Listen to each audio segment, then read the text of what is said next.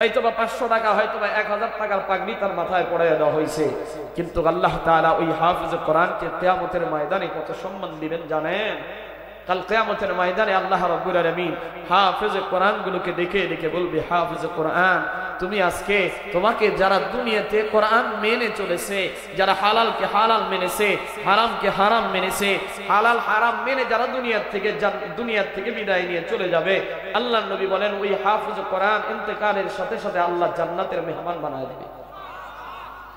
শুধু তারই বানাবে এমনটা না, আল্লাহর নবী বলেছেন শুধু তারই বানাবে এমনটা না, আল্লাহর নবী বলেন তার 10 জন ব্যক্তি তার আত্মীয় স্বজনের ভিতর থেকে। কয়জন ব্যক্তি? জোরে বলেন কয়জন? আর একটু জোরে বলেন কয়জন? 10 জন ব্যক্তিকে আল্লাহ তাআলা, যাদের জাহান্নামে যাওয়ার অর্ডার হয়ে গেছে, কিসে যাওয়ার? জাহান্নামে যাওয়ার অর্ডার হয়ে গেছে, এমন 10 জন ব্যক্তিকে আল্লাহ বলবেন তুমি আজকে তাদেরকে জাহান্নাম থেকে বাছাই করে করে তুমি জান্নাতে নিয়ে যাও। এত আস্তে বলেন সুবহানাল্লাহ। আল্লাহর নবী নিজের হাদিসের ভিতরে বলেছেন, মান ক্বরাআল কুরআন ফাস্তাগফারাহু ফাহাল্লা হালালাহু ওয়া হাররামা হারামাহু আদখালাহু আল্লাহুল জান্নাহ। আল্লাহর নবী বলেন কিয়ামতের ময়দানে যেই হাফিজে কোরআনগুলো হালালকে হালাল মেনে হারামকে হারাম মেনে দুনিয়া থেকে বিদায় নিয়ে যাবে, কোরআন অনুযায়ী নিজের জীবনকে গঠন করবে, আল্লাহর নবী বলেছেন ওই বান্দা ইন্তেকালের সাথে সাথে আল্লাহ তাআলা ডেকে ডেকে বলবেন, ও হাফিজ কোরআন, আমি আজকে তোমাকে আদখালাহুল্লাহুল জান্নাহ, আমি আজকে তোমাকে জান্নাতে প্রবেশ করার অনুমতি দিয়ে দিলাম। শুধু তাই নয়, একজন হাফিজে কোরআন কি অনুমতি দিবে না, আল্লাহর নবী বলেছে ওয়াসাফাহু ফি আশরাতিন মিন আহলি বাইতিহি ক্বাদ ওয়াজাবাত লাহুন নার। আল্লাহর নবী বলেন তাদের আত্মীয় স্বজনের ভিতর থেকে তারা হবে জানেননি? 1 নম্বরে হবে বাবা, 2 নম্বরে মা, 3 নম্বরে দাদা, 4 নম্বরে দাদি, 5 নম্বরে নানা নানি, শ্বশুর শাশুড়ি, এরকম করে জাগিরদার এবং যারা মাদ্রাসার সহযোগিতা করে, যেই সমস্ত আলেম মাদ্রাসায় হাফেজ গড়ার কারিগর হিসেবে যারা সহযোগিতা করলো, এমন 10 জন ব্যক্তিকে বেছে বেছে বেছে বেছে আল্লাহ তাআলা বলবেন, ও হাফেজ কোরআন, তুমি আজকে বেছে বেছে বেছে বেছে তোমার আত্মীয়দের ভিতর থেকে 10 জনকে জান্নাতে নিয়ে যাও। 10 জন ব্যক্তিকে জোরে বলেন তো কয়জন? একটু হাত তুলেন, এইভাবে কয়জন বলেন? 10 জন ব্যক্তিকে আল্লাহ তাআলা জান্নাতে যাওয়ার পারমিশন দিবে।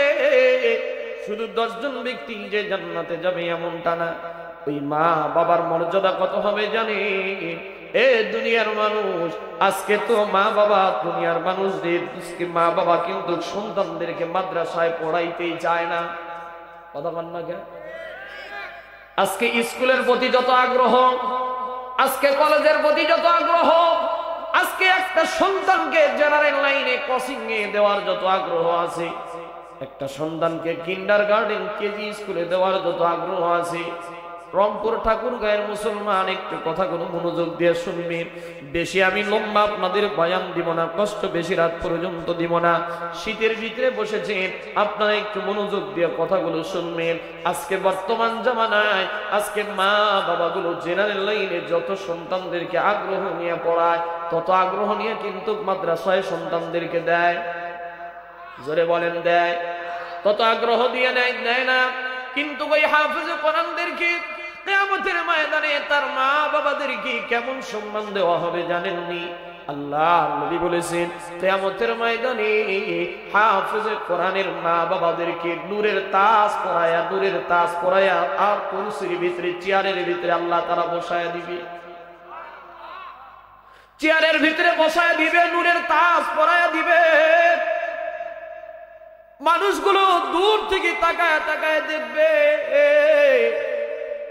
কারারে ওইটা কাদের এত মর্যাদা দেখা যায়, এত তার মাথার উপরে তাজ দেখা যায় কেন, এত সুন্দর চেহারা কেন দেখা যায়?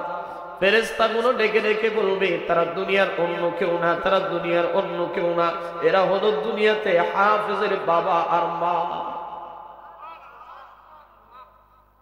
বলে আজকে কেন এত সম্মান, ওই হাফেজে কোরআনের কেন এত সম্মান?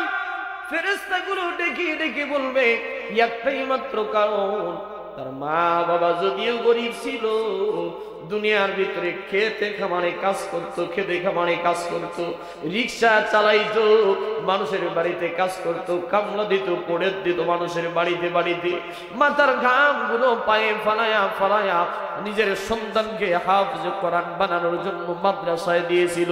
দেখবেন অধিকাংশ শিক্ষিত ঘরের এবং যারা ধনীর ঘরের তাদের সন্তান কিন্তু মাদ্রাসায় দিতে চায়। একটু জোরে বলেন চায়। অধিকাংশ মাদ্রাসায় যারা পড়ে তারা অধিকাংশ হলো গরিবের সন্তান।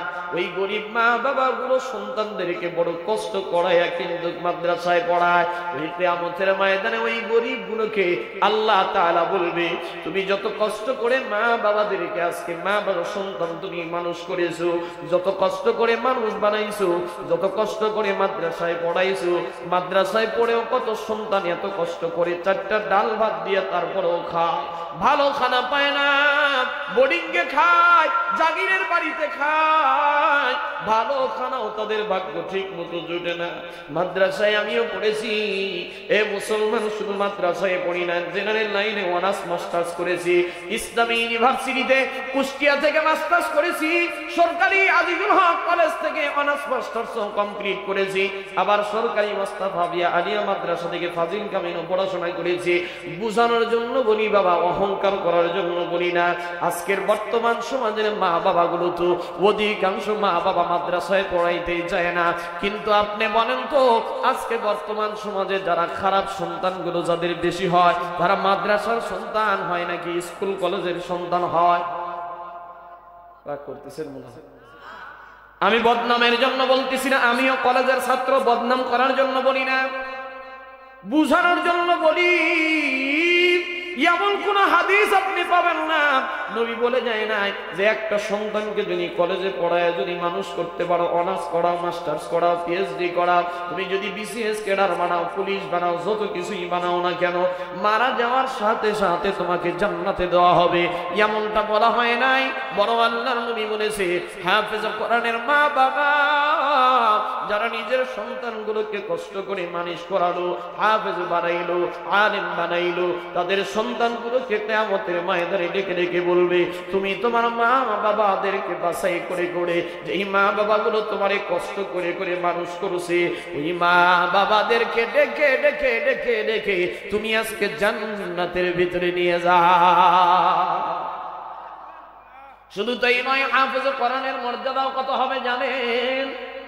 আজকে দুনিয়ার মর্যাদা তো, দুনিয়াতে তো আমরা মর্যাদা দিতে চাই না, কিন্তু কিয়ামতের ময়দানে আল্লাহ তাআলা হাফেজ কোরআন গুলোকে ডেকে ডেকে বলবে, ইকালু লিসাহিবিল কুরআন,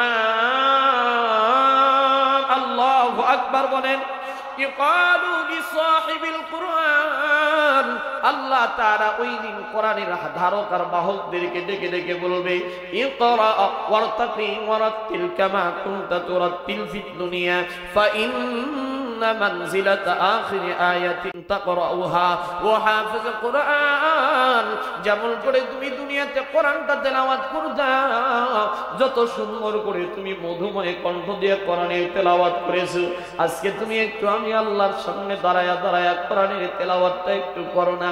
ওই হাফেজ কোরআন গুলো কিয়ামতের ময়দানে আল্লাহর সামনে দাঁড়ায়া কোরআনের তেলাওয়াত করবে। আল্লাহ বলবে, তুমি যত যত যত যত আয়াত তেলাওয়াত করবা, ইকরা ওয়ারতাকি ওয়ারাতিল কামা কুনতা তুরাতিল ফিদ দুনিয়া, যেমন করে দুনিয়াতে কোরআনের আয়াত তেলাওয়াত করতা, ওইভাবে আজকে কোরআনের আয়াতগুলো তেলাওয়াত করো।